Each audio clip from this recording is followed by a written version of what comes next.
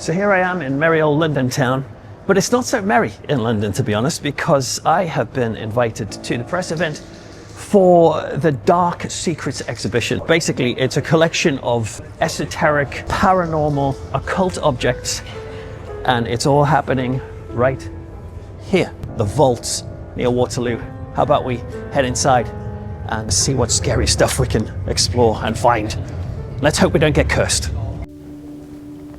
These are the Waterloo vaults, which are a network of gloomy tunnels right underneath Waterloo train station. Did you know that in 1854 the graveyards of London got so full that Waterloo and probably these tunnels were used to temporarily store excess corpses? So these bodies would then get loaded onto something called the London Necropolis Railway and taken en masse to be buried at a place called Brookwood Cemetery. So yeah, there's already a sense of the morbid as you arrive here.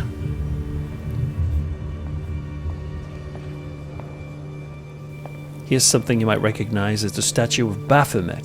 This symbol in the occult is feared by many, but revered by others. I think the figure is supposed to symbolize the union of opposites, like male and female, heaven and earth. Like, look between the horns, can you see the torch? It's supposed to be about joining darkness and light, but for many this is a figure of fear and dread.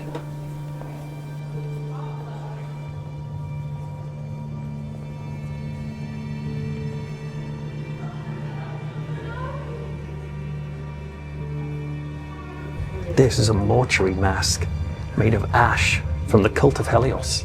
Basically, they used to, in their rituals, set fires, mix the ashes with mineral powder, and then they placed the ashes on top of the face of the deceased. But it was supposed to be representing the souls transforming into light. This is a zoomorphic mask from West Africa. Carved out of wood, shaped as a bird's head, and this mask apparently was used in rites, fertility rites, rituals. Apparently this is the mask of a wild demon made from sheepskin from rural Europe about 20th century. This has been handcrafted from animal hide, and as you can see, it's deliberately designed to be threatening. This is the Satanism section, which is an area which I guess would cause some people a sense of unease, depending on your worldview, I suppose.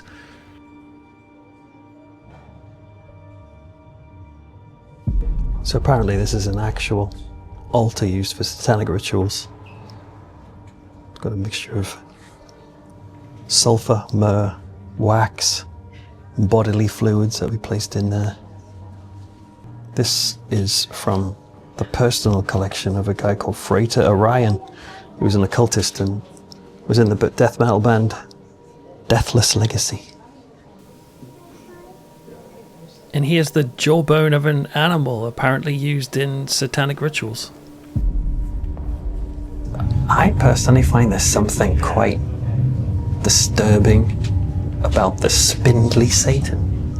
You know, rather than having him as some sort of mighty, buff, muscular type of character. Instead, this is almost insect-like, alien-like. And some people in paranormal experiences have witnessed weird beings that almost fall into those categories. Not quite. People can't tell, is it a demon, a ghost, an alien that I'm seeing? Or if they're seeing this.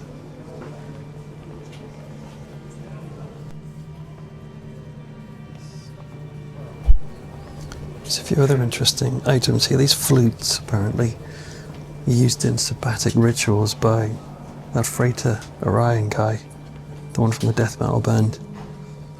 And they're deliberately designed that when you play them, they are dissonant, that the music comes out terrible.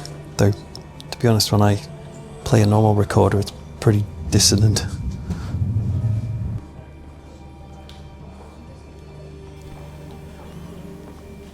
This is the Freemasonry section, and apparently this noose is used in initiations, so new candidates would put their heads through this rope. You've got to be pretty trusting to do that. And this is an example of a ritual space for Freemasonry, but if you're a Freemason and watching this, maybe you could let us know, is this an exaggerated Gothic version, or is this quite accurate? Because I don't know a great deal about Freemasonry. Here's the famous occultist, Aleister Crowley. Looks like he's waiting for a bit of a punch-up. Now, I don't know if this is a selfie point or not, but it's a bit difficult to resist.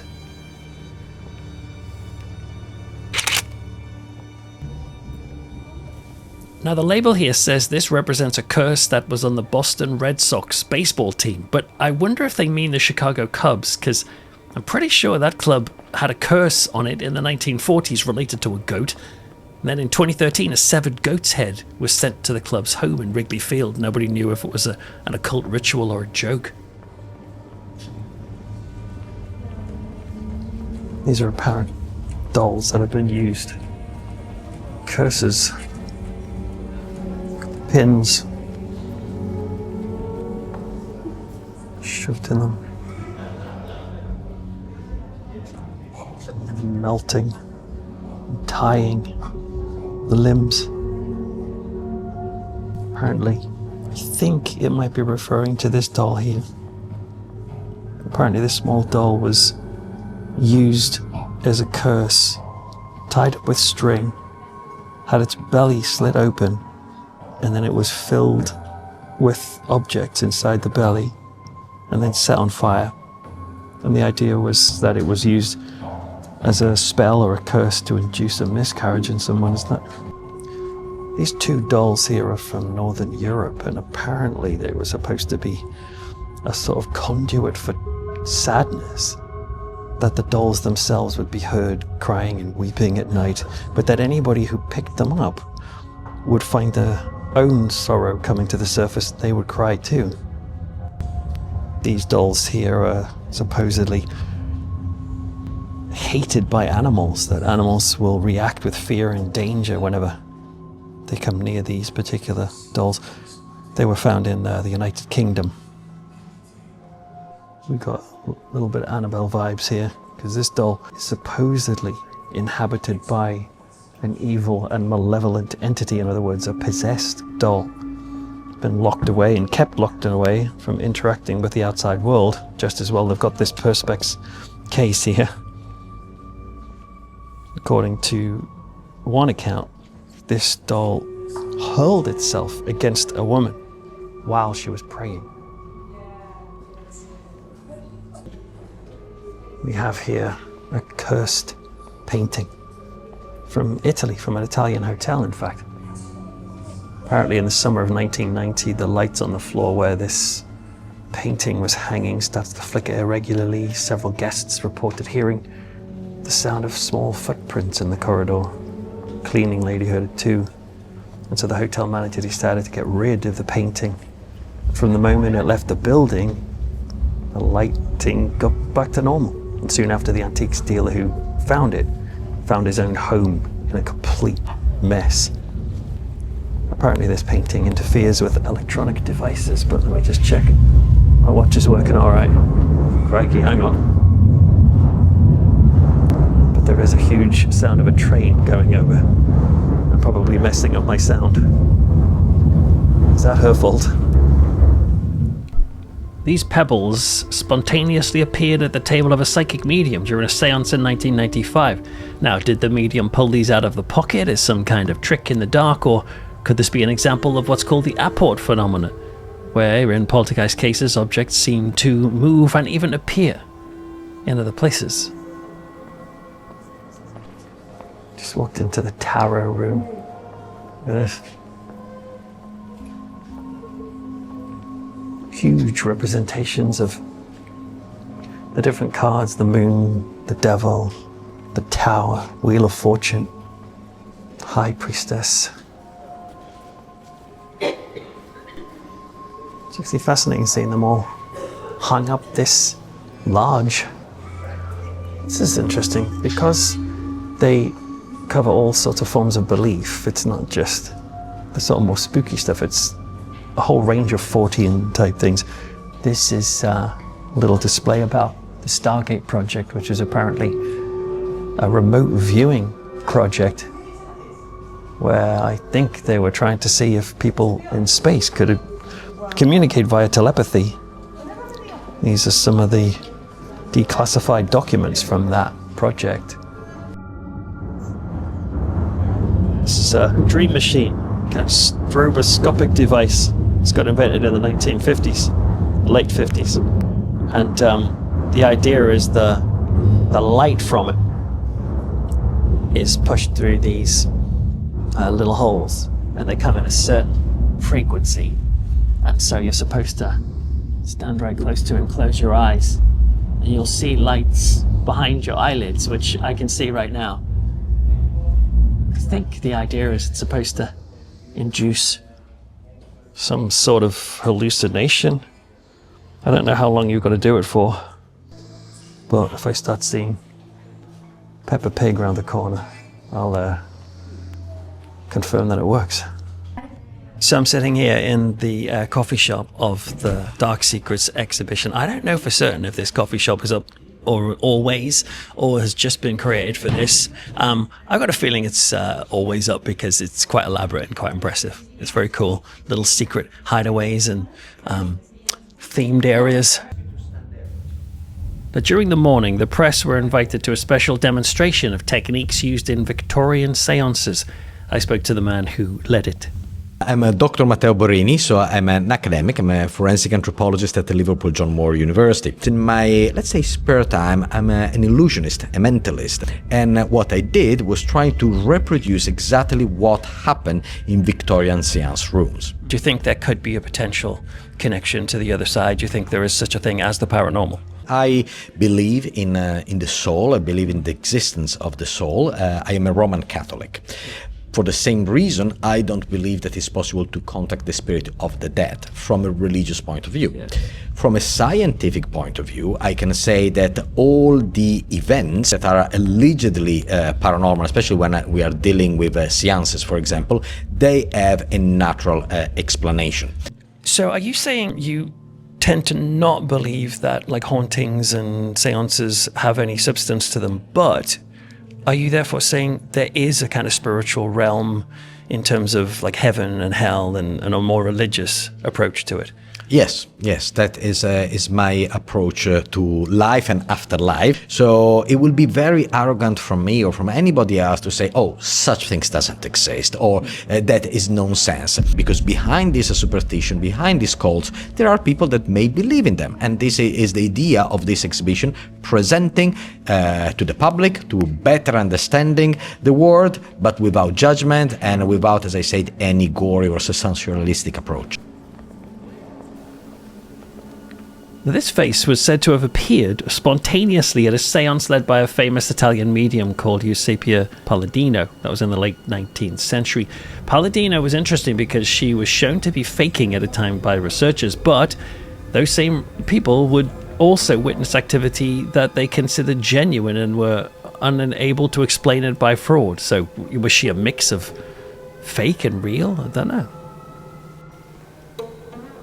They've set up this old TV to illustrate the work of Klaus Schreiber. This is new to me, but he pioneered something called metavision by filming a TV tuned to its own signal, and he claimed to see the faces of his late wife and daughter emerging from the static.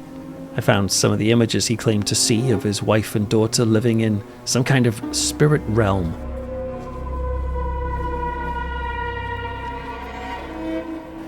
By the way, I checked into the label here. It says this work was in the 70s, but from what I found, it was actually the 1980s, so watch out for little details like that.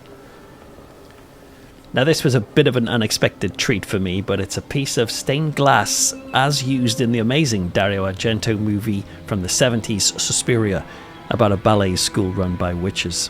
I'm a big fan of that film, Suspiria.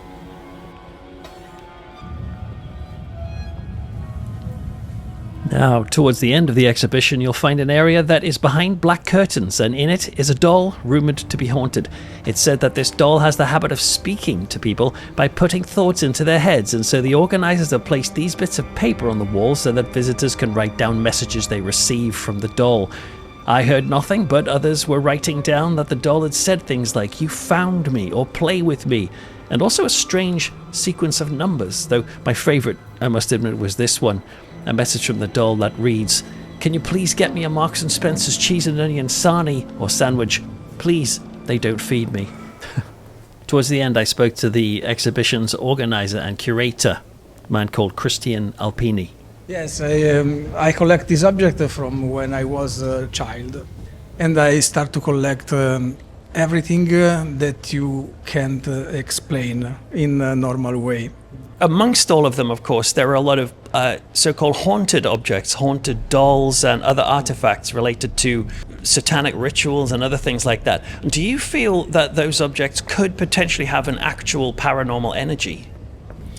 Yes, I don't know is a evil energy, but energy is sure. And have you ever witnessed anything unusual happen around any of these objects, things moving or strange feelings? Yes, I made many experiments with objects of this type. One time there's a doll that interacts with animal, and in my museum many times when a dog or cat is near to the doll,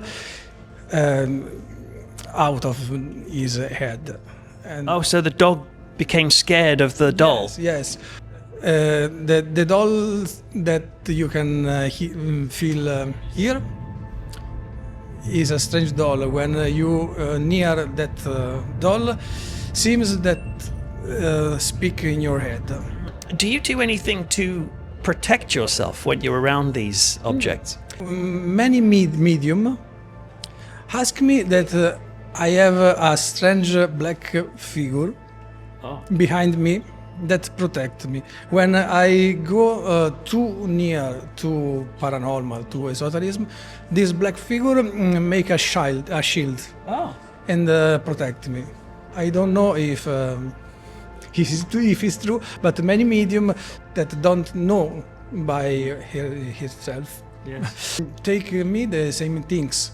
Do you feel this black figure may protect visitors to your exhibition when they go around as well? Yes, maybe. Maybe. I think there'll be some people who maybe just be spooked out and disturbed by it, being so close to such objects. There'll be other people who simply don't care and just don't see them as a big deal and see it all as a bit of fun. But in a way, that's not the point of the exhibition, to necessarily come away with having some sort of kind of supernatural encounter. They're not claiming to do that. This isn't about supernatural experiences as such. It's about human beings and how we try to connect with the supernatural realm through that, be that through religion or folklore, the paranormal or whatever. And as an exhibition that explores those things, I think it's great because it certainly covers so many things. One thing I think would be handy would be if there was some sort of clear little symbol somewhere where you knew that something was fake and something wasn't. And by fake, I don't mean they're trying to trick you. I just mean, for example, they have the Ark of the Covenant. And correct me if I'm wrong, but I'm pretty sure they haven't found the actual Ark of the Covenant. So therefore, obviously that's fake. But it doesn't have a little symbol on there to say simulation or prop or something like that, which is fine. But then it makes you go, oh, well, I can't tell, is this other thing a prop or not? On the whole, I think most of the stuff in there does seem to be authentic items.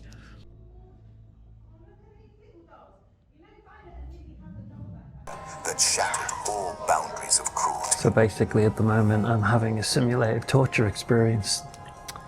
Nice. Beyond the threshold, history takes Oh gosh, you can't see what I'm seeing, but basically I can see a woman who is strung up while people hang her over a fire and she's being burned.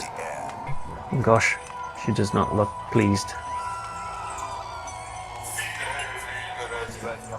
So I conclude my visit to the Dark Secrets Esoteric Exhibition. And even though it does say that it is not a scare attraction, it is good because it still has that like theatrics to it. It still has a sense of spookiness as you walk around. It's actually a pretty big size too. I was impressed with how big it is.